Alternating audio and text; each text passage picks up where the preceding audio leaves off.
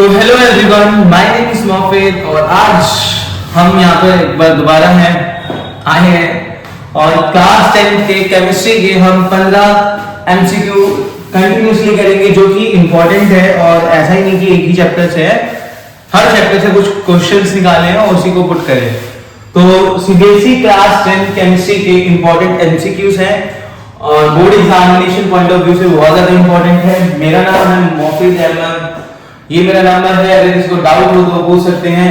बिना किसी time waste के हम चलते हैं पहले क्वेश्चन में। पहला क्वेश्चन है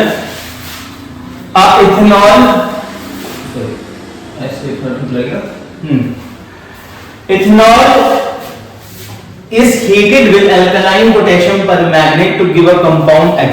अब इसको समझते हैं थोड़ा सा।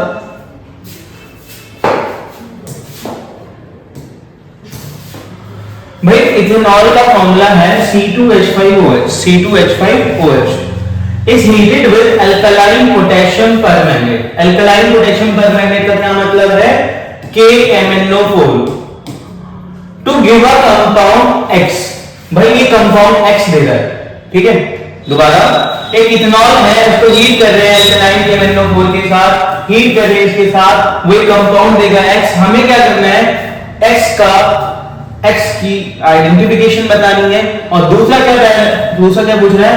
How many carbon atom will compound X contain. उसमें कितने कार्बन एटम होंगे और क्या बनेगा? पहली बार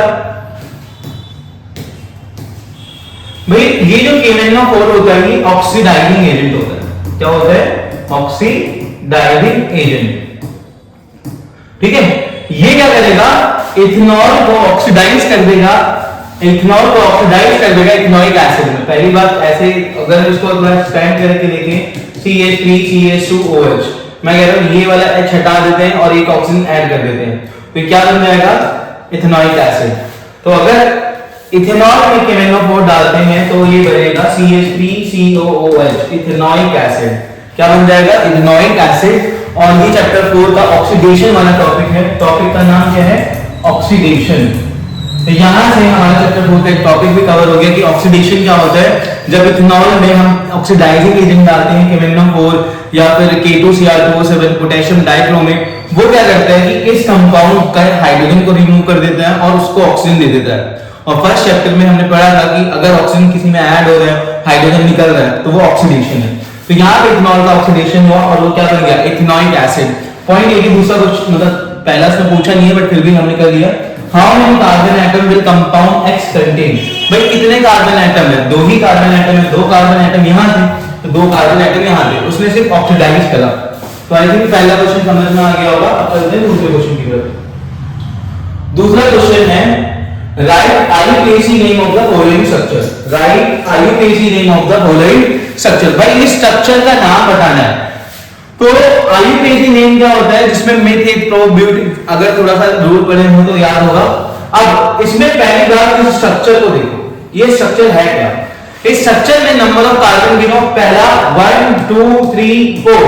भाई 4 कार्बन। कितने कार्बन है? 4।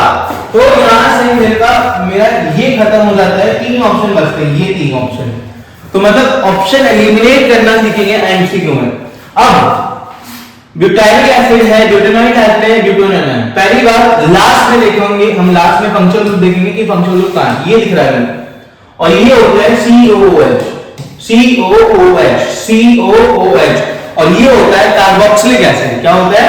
Carboxylic acid. और इसके नाम के पीछे लगता है ऑरिक एसिड। तो यहां पे हम देखेंगे कि 4 कार्बन ब्यूट वर्ड यूज हो रहा हो और लास्ट में ऑरिक एसिड यूज हो रहा हो, तो ये अपना आंसर हो गया। समझ में आया? ये अपना आंसर हो गया ब्यूटेनॉइक एसिड। तो IUPAC नेम किसी भी कंपाउंड को देख के सबसे पहले कैसे पता करना है कि उसमें कितने कार्बन है और कौन सा फंक्शनल ग्रुप है। बस 4 कार्बन है, ब्यूट और फंक्शनल ग्रुप है ऑरिक एसिड यानी कार्बोक्सिलिक एसिड, हमने वो लगा दिया। अब नेक्स्ट क्वेश्चन की तरफ बढ़ते हैं। नेक्स्ट क्वेश्चन है which of the following is ethanol. भाई क्वेश्चन देखो यहां सामने है, इसमें से पूछ रहा है कि कौन सा मॉलिक्यूल इथेनॉल है। कौन सा मॉलिक्यूल क्या है? इथेनॉल। इथेनॉल का क्या मतलब है कि 2 कार्बन होने चाहिए। कितने कार्बन होने चाहिए? 2। पहली बात इसमें देखो कहां 2 कार्बन दिख रहे हैं, पहले में भी दिख रहे, दूसरे में भी दिख रहे, तीसरे में भी दिख रहे, चौथे में नहीं दिख रहे, यानी ये ऑप्शन कैंसिल। अब 3 ऑप्शन है हमारे पास। इथेनॉल का मतलब है ऑल आएगा, क्या आएगा ऑल, और ऑल को क्या बोलते हैं हम अल्कोहल। ये कहां से निकला है अल्कोहल, अल्कोहल में होता है OH, तो दो कार्बन हो साथ में OH हो सकते। अच्छा ऐसे कंफ्यूज हो जाएंगे CHO OH इधर से मत देखना, COOH इधर भी OH मत देखना, ये एल्डिहाइड है ये कार्बोक्सिलिक है, सिर्फ OH, तो दो कार्बन और OH, तो ये इथेनॉल का फॉर्मूला है। Which of the following is ethanol, तो थर्ड वाला जो ऑप्शन है वो इथेनॉल है, थर्ड वाला ऑप्शन। अगर इसी क्वेश्चन में इथेनॉल पूछता, यहाँ पे A O की जगह क्या होता A, तो अगर इथेनॉल होता तो पहला वाला ऑप्शन सही था, अगर इथेनॉइक एसिड पूछता इथेनॉइक एसिड तो दूसरा वाला ऑप्शन सही था, ठीक है। और आगे बढ़ते अगले क्वेश्चन की तरफ। अगला क्वेश्चन है भाई CHO represent the functional group, CHO कौन सा फंक्शनल ग्रुप बता रहा है, CHO कौन सा फंक्शनल ग्रुप बता रहा है, अभी जैसे बताया CHO क्या है, CHO क्या है, CHO एल्डिहाइड है, CHO तो CHO क्या है एल्डिहाइड ग्रुप। नेक्स्ट क्वेश्चन की तरफ बढ़ते हैं, ये वाला क्वेश्चन कौन से चैप्टर का है, मेटल एंड नॉन मेटल, ठीक है। ऊपर वाले जितने क्वेश्चन थे वो शायद 4 चैप्टर के थे, अब शायद नहीं थे ही, हाँ।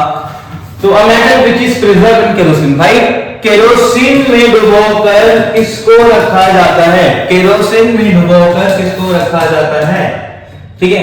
हम ना मतलब क्वेश्चन तो हमसे मेटल का पूछ रहा है, हम साथ साथ रीजन भी पढ़ लेते हैं क्यों। भाई ऐसा मेटल जिसको प्रिजर्व करके रखा जाता है यानी स्टोर करके रखा जाता है केरोसिन ऑयल में, केरोसिन ऑयल में अगर स्टोर करके रखना है इसका क्या मतलब है, उस मेटल को हम एटमॉस्फेयर के साथ कांटेक्ट में नहीं आने दे रहे।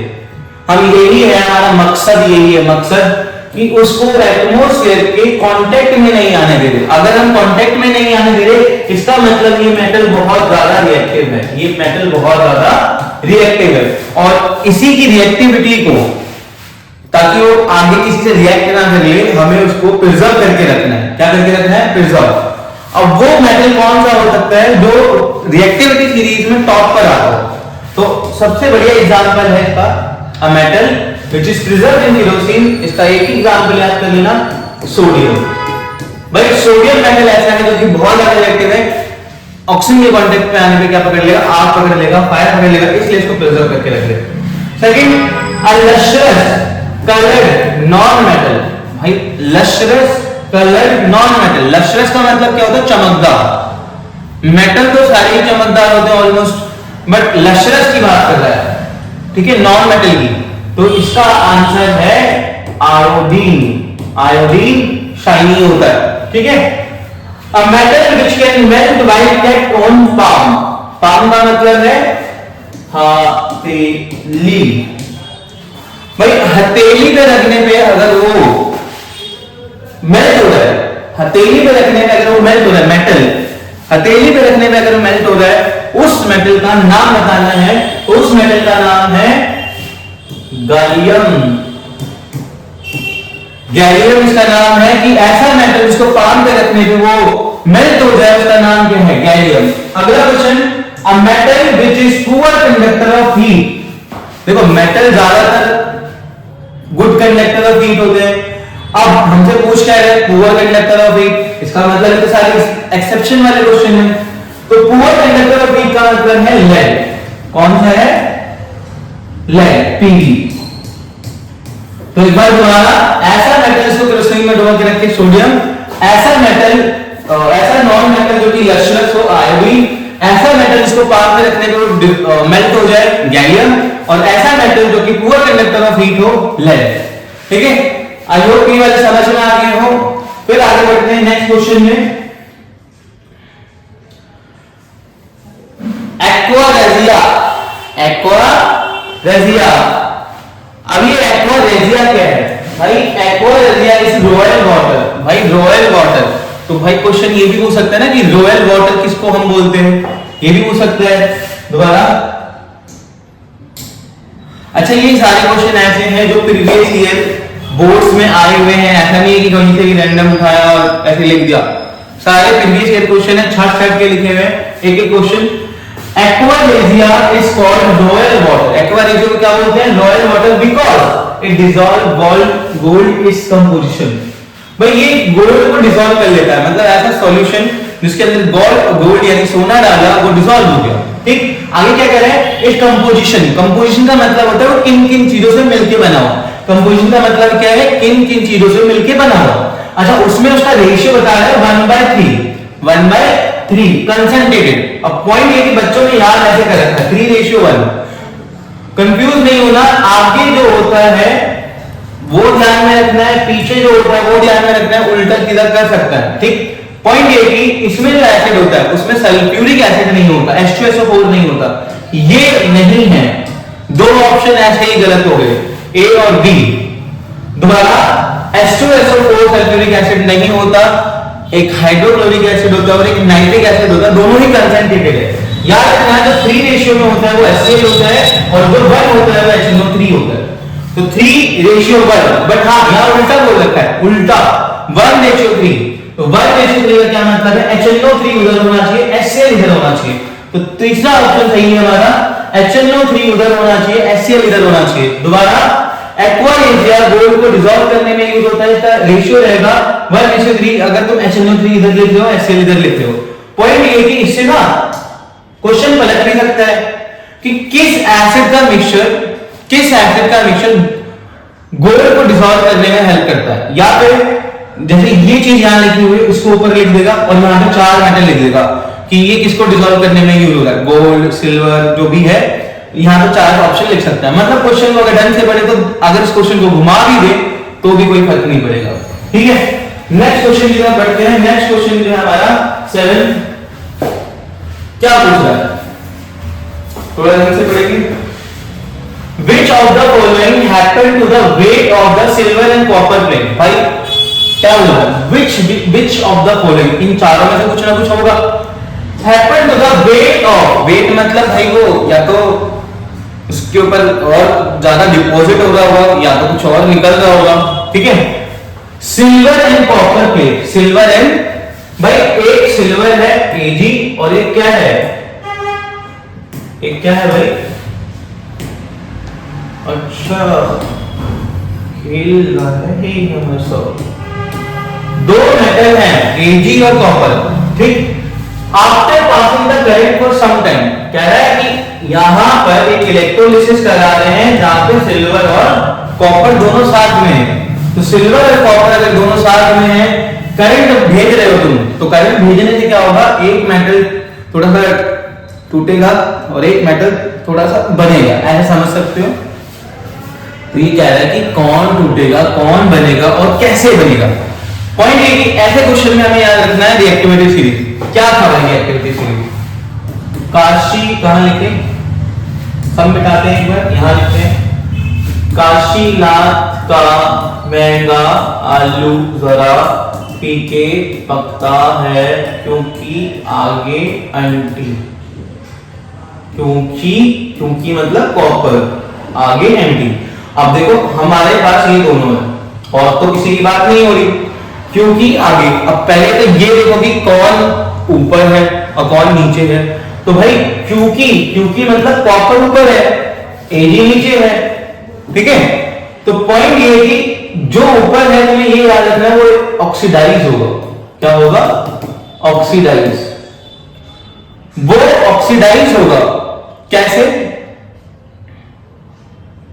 कैसे होगा? कॉपर अगर 2 इलेक्ट्रॉन लूज करेगा तो वो Cu2 पॉजिटिव बनेगा। क्या बनेगा? Cu2 positive. और अगर वो Cu2 पॉजिटिव बनता है तो क्या होगा? कॉपर का कुछ पार्ट डिसोशिएट होता जाएगा और सिल्वर में ऐड होता जाएगा। तो पहला आंसर देखना, the weight of the silver plate will increase, क्योंकि कॉपर डिक्रीज होगा, कॉपर प्लेट विल डिक्रीज। तो इसका पहला ही ऑप्शन सही है कि जो सिल्वर प्लेट होगा उसका वेट इंक्रीज होगा और कॉपर का क्या होगा? डिक्रीज होगा। तो इसका आंसर करते हैं खत्म और बढ़ते हैं अगले की तरफ। एक क्वेश्चन, एक में 5 क्वेश्चन है। अच्छा एक चीज हो गई गलती से, मिस्टेक, एमसीक्यू बोला था बट हाँ इसमें ऐसे क्वेश्चन भी बने कि एमसीक्यू नहीं है, 5 के 5 स्टेटमेंट वाले क्वेश्चन है और पहले भी थे, तो कोई बात नहीं, क्वेश्चन है कर लेते हैं। पहला, state reason for the following, state reason for the following statement. भाई tap water conduct electricity whereas distilled water does not. Tap water conduct electricity where distilled water does not. पहली बात, बहुत आसान क्वेश्चन है, अगर वो ऐसा question पूछ रहा है तो तुम्हें इन पहले दे रहा है कि टैप वाटर इलेक्ट्रिसिटी कंडक्ट कर रहा है और डिस्टिल्ड वाटर नहीं कर रहा। भाई जो कंडक्ट कर रहा है वो आयन की वजह से कर रहा है। किसकी वजह से कर रहा है? आयन। आयन मतलब पॉजिटिव नेगेटिव। जो नहीं कर रहा है उसके पास नहीं होगा। तो सिंपल सा आंसर है कि टैप वाटर में सॉल्ट होता है, सॉल्ट की वजह से उसके अंदर आयन, कैटायन और एनायन प्रेजेंट होते हैं जो कि इलेक्ट्रिसिटी के लिए रिस्पांसिबल है। डिस्टिल्ड वाटर में अगर वो कंडक्ट नहीं कर रहा है इसका मतलब उसके पास आयंस नहीं है, तो आयंस नहीं है तो वो कंडक्ट नहीं कर रहा। सिंपल है। टैप वाटर में सॉल्ट प्रेजेंट होने की वजह से आयंस होते हैं जो कि इलेक्ट्रिसिटी को और ज्यादा कंडक्ट करवाते हैं, और डिस्टिल्ड वाटर में आयंस नहीं है। ठीक है, अगला ड्राई हाइड्रोजन, ये वाला क्वेश्चन है, एक बार सब देखेंगे, क्वेश्चन पढ़ेंगे। ड्राई हाइड्रोजन क्लोराइड गैस यानी कि dry HCl does not turn blue litmus red, यानी ये ब्लू लिटमस को रेड में कन्वर्ट नहीं करता, ब्लू लिटमस को रेड में कन्वर्ट नहीं करता। Whereas dilute hydrochloric acid does, यानी डाइल्यूट HCl कर देता है, डाइल्यूट HCl कर देता है, ड्राई HCl नहीं कर पाता। बहुत रिपीटेड क्वेश्चन है, ऐसा क्वेश्चन है जो हर साल मतलब फ्रीक्वेंटली होता रहता है रिपीट। सिंपल सा आंसर है ब्लू को रेड में वो कन्वर्ट करेगा जो H+ देगा। सिंपल, ब्लू को रेड में कन्वर्ट वो करेगा जो H+ देगा। H+ कौन देगा? जो पानी में जाएगा, क्योंकि एसिड की डेफिनेशन वही थी, the substance which give H+ ion in aqueous solution. भैया मतलब इसके लिए पानी तो चाहिए ना, तो इन दोनों के पास किसके पास पानी है? भाई इसका दिल बड़ा है, दिल बड़ा का मतलब डाइल्यूट है, तो ये पानी HCl को दे देगा। अब ये ड्राई है, सुपर इंसान है बिल्कुल, है ना, तो इसके पास पानी नहीं है। तो आंसर में लिखेंगे ड्राई HCl में due to absence of water it does not release H+ ion, वो रिलीज नहीं करता H+ आयन। और डाइल्यूट HCl में due to presence of moisture aqueous condition it release H+ ion, तो वो H+ आयन रिलीज करता है और वो ब्लू को रेड कर देता है। सिंपल सा आंसर है ड्राई हाइड्रोजन क्लोराइड गैस क्यों नहीं करता? Due to absence of water it do not release H+ ion. ठीक है, और जो H+ आयन रिलीज नहीं कर रहा वो ब्लू को रेड नहीं कर रहा। समझ में आया? ब्लू को रेड नहीं कर रहा। क्लियर है? अगले क्वेश्चन की तरफ बढ़ेंगे। अगला क्वेश्चन क्या है? दोबारा आगे बढ़ते हैं, अगले क्वेश्चन पे ध्यान देते हैं। ड्यूरिंग समर सीजन, भैया आ गया समर, देखो समझ आ गया, कपड़े गए। A milkman usually adds very small amount of baking soda. Milkman मतलब दूधिया, दूधिया। भैया दूधिया क्या कर रहा है? बेकिंग सोडा ऐड कर रहा है फ्रेश मिल्क में, मतलब तो चूना लगा रहा है। चूना मतलब base.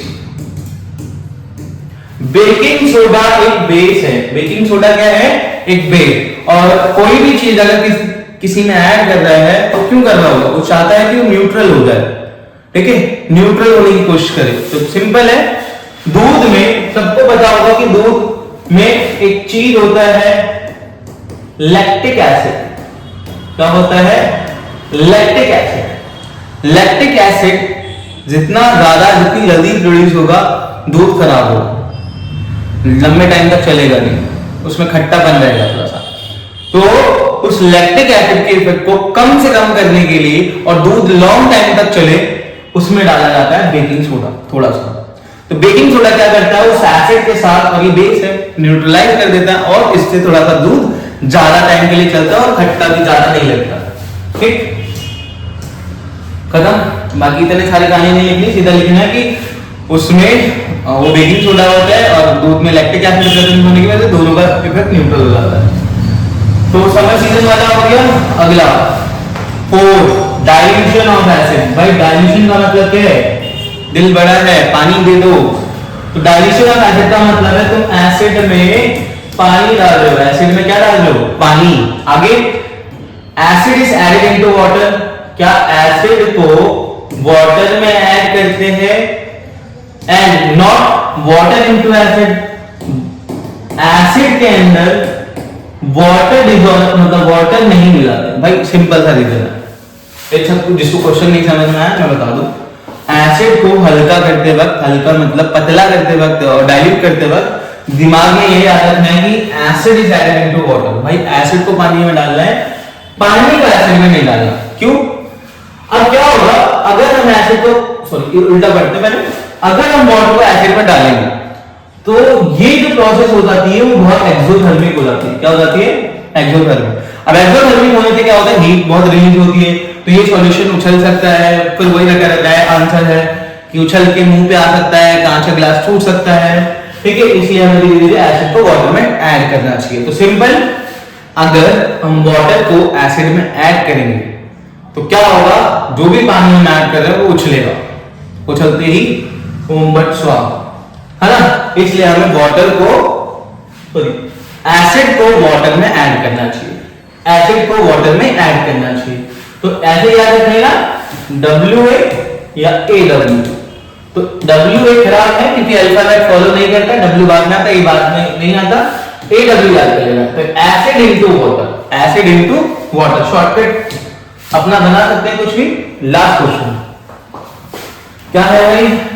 Ammonia is a base but does not contain hydroxyl group. Ammonia एक बेस है बट उसके पास हाइड्रोक्सिल ग्रुप नहीं है। जिसको हाइड्रोक्सिल का मतलब नहीं पता, यहां लिखा हुआ है हाइड्रोक्सिल का मतलब है OH। अमोनिया का फॉर्मूला पता होना चाहिए। अमोनिया का फॉर्मूला है NH3, NH3, ठीक है? NH3 एक बेस है। NH3 क्या है? एक बेस है but does not contain hydroxyl group. क्योंकि हमने बेस की डेफिनेशन पढ़ी हुई है, बेस वो होता है जो OH आयन रिलीज करे। इसके फॉर्मूले में तो OH दिख ही रहा।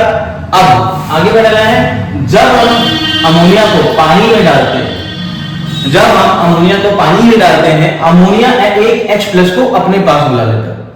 ध्यान से समझेंगे, अमोनिया को जब हम पानी में डालते हैं तो पानी से वो एक H+ अपने साथ बुला लेता है और क्या बनाता है? NH4+, NH4+। अगर पानी में से एक H+ गया तो क्या बचा? OH negative. क्या बचा? OH negative. इसका ये मतलब है कि अमोनिया को पानी में डालते ही अमोनिया ने एक H+ को बुलाया। अब बुलाने से क्या हुआ? उसने NH4 तो बना दिया, साथ में क्या निकल गया? OH ion. तो इनडायरेक्टली उसने OH आयन रिलीज कर दिया। उसके पास था नहीं, बट जब उसने वाटर से रिएक्ट किया तो H+ को उसके पास बुलाया, ठीक है? OH आयन बढ़ गया तो OH आयन निकल गया। बस यही रीजन है कि अमोनिया बेस है बट उसके पास हाइड्रोक्सिल ग्रुप नहीं है। तो रीजन में क्या लिखेंगे? Ammonia react with water and it form NH4+ and release OH ion। खत्म, ठीक है? तो ये वाला पार्ट खत्म हो गया अपना। अगले क्वेश्चन की तरफ बढ़ते हैं। अच्छा, यहां से नहीं क्वेश्चन देखेंगे भाई साहब। 9 क्वेश्चन गंदी। क्या है question? A few drops of sulfuric acid is added to water before electrolysis. Why? भैया पेन कहाँ गया? पानी का इलेक्ट्रोलिसिस करते वक्त, एनोड कैथोड में बिजली देते वक्त उसमें कुछ अमाउंट ऑफ H2SO4 ऐड करना पड़ता है। दोबारा, few drops of sulfuric acid is added to water before electrolysis। Electrolysis करने से पहले पानी में सल्फ्यूरिक एसिड की कुछ बूंदें डालनी पड़ती हैं। क्यों डालनी पड़ती है? देखो, पानी में डालने से क्या होता है? H+ एसिड डालने ना, H+ रिलीज होता है, H+ रिलीज होता है, H+ रिलीज होता है, H+ रिलीज होता है। समझ में आया? अब H+ क्या है? Ion, positive negative. तो ये जो आयन होते हैं ये अच्छे कैरियर हैं, मतलब अच्छे सोर्स है करंट को यहां से यहां ले जाने में, यानी इससे इनकी कंडक्टिविटी बढ़ रही है, ये गुड कंडक्टर बन रहे हैं। तो ऐसे लिख सकते हो कि फ्यू ड्रॉप क्यों ऐड करते हैं? सल्फ्यूरिक एसिड को जब हम पानी में डालते हैं, it release H plus ion which makes conduction easy, या उससे उसकी इलेक्ट्रिसिटी को वो एक जगह से दूसरी जगह जल्दी पास कर देता है, और अगर इलेक्ट्रिसिटी जल्दी पास हो गई तो ब्रेक डाउन जल्दी हो जाएगा। ठीक है, अगला क्वेश्चन क्या है, व्हाट इफेक्ट, इफेक्ट मतलब क्या होगा इसका, कंसंट्रेशन ऑफ H प्लस, जिसको कंसंट्रेशन का मतलब नहीं पता वो समझ ले अमाउंट, कि अमाउंट ऑफ H प्लस क्या होगा on the acidic nature of solution. भैया सिंपल सा है, यहां लिख देते हैं एसिडिक होगा तो H प्लस ज्यादा होगा, बेसिक होगा तो OH आयन ज्यादा होगा, अगर OH आयन ज्यादा है तो H प्लस ऑब्वियसली कम होगा। ठीक है, तो ये याद रखना, एसिड में H प्लस की कंसंट्रेशन ज्यादा होती है यानी अमाउंट ज्यादा होती है, बेसिक में OH आयन की कंसंट्रेशन OH की ज्यादा होती है बट H की कम होगी, न्यूट्रल में दोनों भाई भाई रहते हैं बराबर बराबर। तो एसिडिक में पूछा है कि amount of H plus acidic में क्या होगा, एसिडिक नेचर ऑफ सॉल्यूशन में क्या होगा, सिंपल है H प्लस ज्यादा होगा, तो लिखना एसिडिक सॉल्यूशन में जो H प्लस की आयन की कंसंट्रेशन है वो हाई रहती है। ठीक है, अगले क्वेश्चन में बढ़ते हैं। क्वेश्चन, अरे यार ये तो सेम हो गया भाई, ये वाला क्वेश्चन और ये वाला क्वेश्चन कॉपी कॉपी हो गया, तो कॉपी कॉपी का क्या करें, कोई नहीं, इसके लिए हम फॉली बोलते हैं, फॉली बोल दैट हम नेक्स्ट वीडियो में तलाश कर लेंगे ये तो करने की। ठीक है, तो ये दोनों सेम हो गया बाय चांस, तो हम अगले क्वेश्चन पे जंप करते हैं, कोई बात नहीं।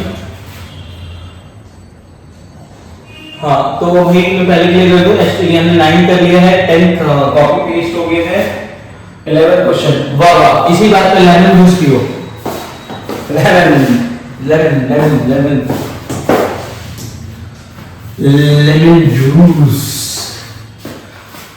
जूस भी याद आ रही है यार से।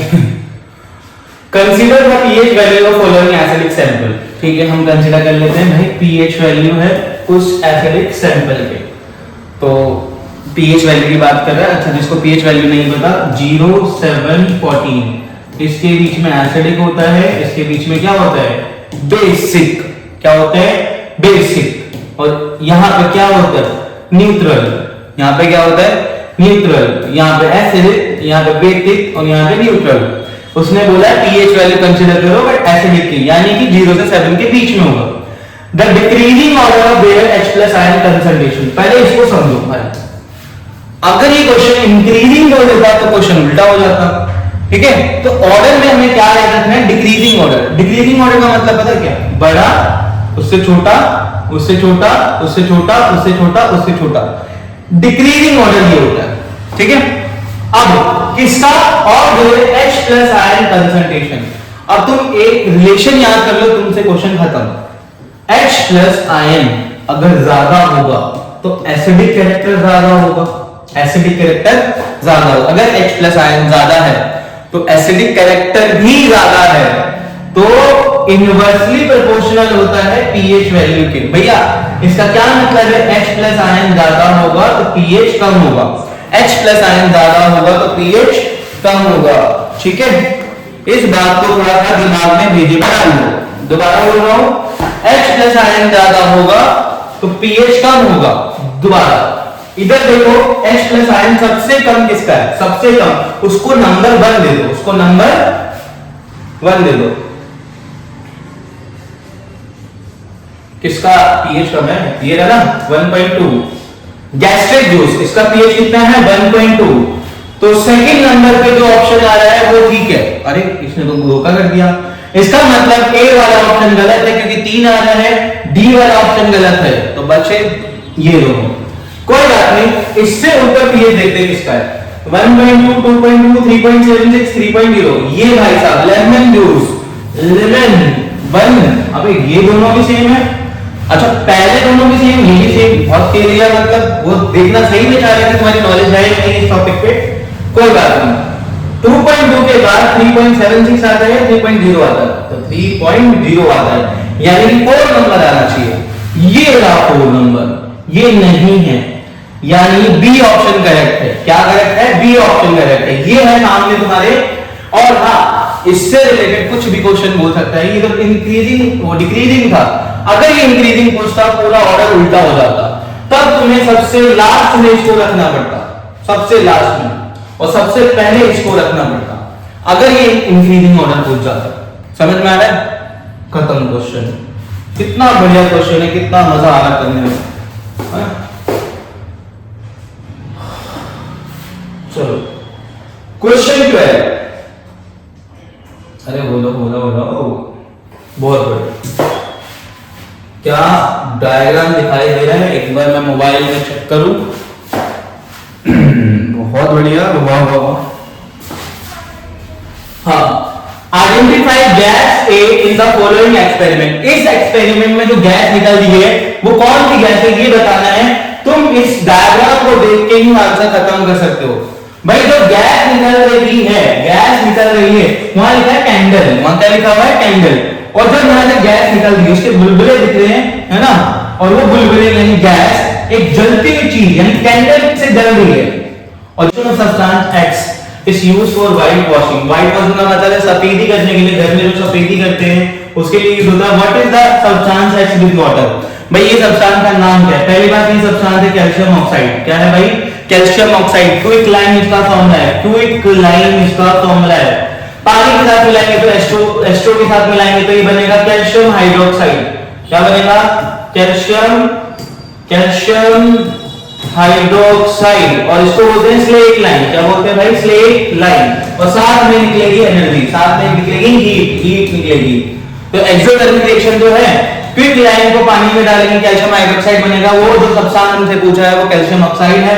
पानी के साथ ही क्या कहलाएगा? Calcium hydroxide. ठीक है, ये जो रिएक्शन थी वो व्हाइट वॉशिंग के लिए यूज होती है। अगला क्वेश्चन है why does the colour of copper sulphate solution change when iron nail is dipped in.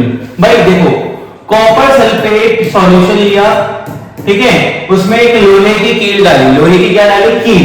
वो क्या है? सॉल्यूशन में चेंज हुआ। पहले तो मुझे ये देखना है कि वो लोहे की कील का फॉर्मूला क्या है? Fe, सिंबल Fe है, Fe plus CuSO4, Fe plus CuSO4। क्या ये एक्टिविटी सीरीज में Fe ऊपर आता है या नीचे आता है? ऊपर आता है। काशीनाथ का महंगा आलू जरा पीके पकता है क्योंकि बाद में आ रहा है। ये क्या आएगा? FeSO4 बनेगा, साथ में क्या निकल जाएगा? कॉपर। और अगर ये रिएक्शन हो इसका मतलब आयरन ज्यादा रिएक्टिव है, तो आंसर में क्या लिखना है? आयरन ज्यादा रिएक्टिव होने की वजह से कॉपर सल्फेट में से कॉपर को निकाल देता है, कॉपर सल्फेट में से कॉपर को निकाल देता है तो आयरन सल्फेट बन जाएगा, है ना। ये बनने के बाद उसका जो ब्लू कलर होता है, ब्लू कलर, वो लाइट ग्रीन बन जाता है। क्या बन जाता है? लाइट ग्रीन, पेल ग्रीन मतलब ऐसा क्या, जैसे काई जैसा कलर होता है वैसा थोड़ा खराब सा, ठीक है, वो चेंजेस होता है। ठीक है, अगले क्वेश्चन की तरफ बढ़ते हैं क्योंकि हमें थोड़ा क्वेश्चन जल्दी करने हैं। क्वेश्चन 14। क्वेश्चन 14 क्या है? ये हमसे दो ऑप्शन पूछता है, तीन ऑप्शन पूछता है। In double displacement reaction the reaction between sodium sulphate. भाई सोडियम सल्फेट क्या होता है? Na2SO4, Na2SO4 sodium sulphate and barium chloride यानी BaCl2। जब इन दोनों का रिएक्शन होता है, ढंग से समझना, दोनों का रिएक्शन होता है तो क्या होता है? Na के आयन निकलते हैं, Ba के आयन निकलते हैं, एक्सचेंज हो जाते हैं। ये क्या हो जाते हैं? Exchange of ion. Na यहां जाएगा, Ba वहां जाएगा, यानी कि BaSO4 बनेगा, साथ में 2 NaCl बन जाएगा। यानी अगर एक चीज नोटिस करो तो यहाँ पे एक्सचेंज ऑफ आयन हुआ है, एटम नहीं हुआ। एटम के ऊपर चार्ज दिख रहा है, एटम नहीं हुआ, आयन हुआ है। तो ऑप्शन में देखो पहला, exchange of atom take place. Atom का एक्सचेंज थोड़ी ना हो रहा है, गलत। Exchange of ion take place, बहुत बढ़िया, सही बात कर दी। अगला, अच्छा ये जो रिएक्शन होती है यहाँ पे जो BaSO4 बनता है, क्या बनता है भाई? BaSO4। BaSO4 एक इनसॉल्युबल सब्सटेंस है, इनसॉल्युबल सब्सटेंस है, सॉल्ट है। और अगर ये इनसॉल्युबल सब्सटेंस है तो उसको पीपीटी बोलेंगे, प्रेसिपिटेट। क्या बोलेंगे? प्रेसिपिटेट। क्वेश्चन क्या कह रहा है? अ प्रेसिपिटेट इज फॉर्म, ये प्रोड्यूस, भाई बनेगा, प्रेसिपिटेट बनेगा, BaSO4 बन रहा है। अच्छा अगला क्या कह रहा है? Insoluble salt is produce. वही बात है दूसरी लैंग्वेज में बोल रहा है, इनसॉल्युबल सॉल्ट ही होता है, इनसॉल्युबल सॉल्ट ही होता है प्रेसिपिटेट। इसका मतलब ये भी ठीक है, ये भी ठीक है। तो मैं दोबारा करता हूं, ये वाला गलत, ये तीनों सही। अगर ये तीनों ऑप्शन में को दिख रहे तो सही, BCD। भाई D ये लिखा है ना, डी ऑप्शन, BCD यानी ये लास्ट वाला ऑप्शन सही है। समझ में आया? इससे हमारा डबल डिस्प्लेसमेंट भी हो गया, प्रेसिपिटेशन रिएक्शन भी हो गया और ये क्वेश्चन भी हो गया। प्रेसिपिटेशन रिएक्शन वो रिएक्शन होती है जिसमें प्रेसिपिटेट बनता है, इनसॉल्युबल सब्सटेंस बनता है, प्रेसिपिटेशन डबल डिस्प्लेसमेंट रिएक्शन वो होती है जिसमें एक्सचेंज ऑफ आयन होता है, ठीक है। अगला क्वेश्चन करेंगे, last question, what is observed when solution of potassium iodide added to silver nitrate solution. भाई बहुत बढ़िया क्वेश्चन है ये भी। और क्या है, पोटेशियम आयोडाइड KI, भाई KI is added to silver nitrate AgNO3 कुछ नहीं होना, KNO3 बन जाएगा और AgI बन जाएगा। क्या बन जाएगा, AgI। क्या ये डबल डिस्प्लेसमेंट है, खुद से बताओ। अगर यहां पे एक्सचेंज ऑफ आयंस हो रहा है तो ये जो बनेगा प्रेसिपिटेट ही बनेगा, पहली बात तो। अब इस प्रेसिपिटेट का कलर येलो होता है, दिमाग में बिठा लो। अब ऑप्शन देखो, नो रिएक्शन टेक प्लेस, भाई ऐसा हो ही नहीं सकता, रिएक्शन होगा। White precipitate of silver iodide is form, silver iodide तो बन रहा है बट भैया व्हाइट कलर नहीं है, व्हाइट कलर नहीं है। Yellow precipitate of AgI is form, बन रहा है। AgI is soluble in water, नहीं, प्रेसिपिटेट का मतलब इनसॉल्युबल होता है, यानी थर्ड ऑप्शन सही है। तो आई होप, एक बार वीडियो देखते हैं, चल रही है कि नहीं चल रही, हाँ बहुत बढ़िया चल रही है। तो आई होप ये क्वेश्चन समझ में आए होंगे, और एमसीक्यू के नाम पे क्वेश्चन और ज्यादा थे तो अच्छी बात है। तो अगर ये सारे क्वेश्चन प्रैक्टिस करते हैं तो केमिस्ट्री में थोड़े चांसेस ज्यादा है, नंबर आ सकते हैं।